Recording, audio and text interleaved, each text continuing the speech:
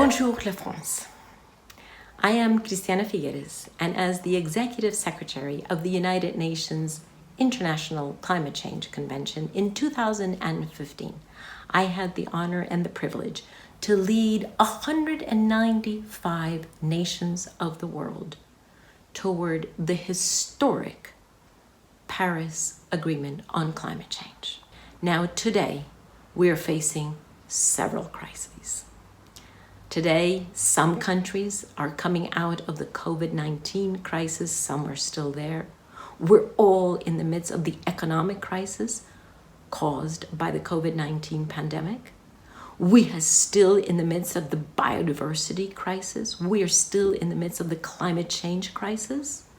And all of those are actually only deepening the underlying crisis of all of that, which is the social inequality crisis. Now, all of these crises have converged. We did not ask for them to converge, but they have.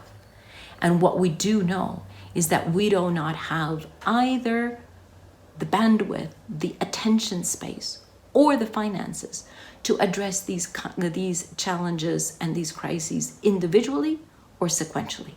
We are going to have to converge the solutions in the same way as the crises themselves have converged. In our recently published book, The Future We Choose, my co-author and I, Tom Rivett Carnac, we set out two worlds that we are actually already choosing between.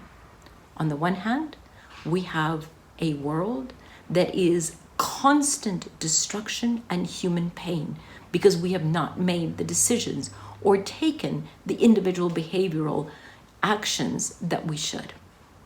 But there is another world that we can choose, and that is a world that is even better than the world that we have right now, because it is a world that is green, that has been regenerated, where nature has flourished again. It's a world where we have gotten rid of air pollution and our lungs are so much better. It's a healthier world. It's a world with cities that are so much more livable. And it is, of course, a world that is powered by renewable energies. In the book, we speak about 10 actions that all of us, as individuals, as families, as corporations, as governments, can take in order to put us onto the path for the future that we really want. We engage with every reader without the need to be an expert on climate change or on any of the other crises. And it is a realistic book. It presents the facts, but it is also an optimistic book that shows us how we can, through our every action and our every decision, how we can collectively construct the future that we do want. My friends, not only can we choose our future, we must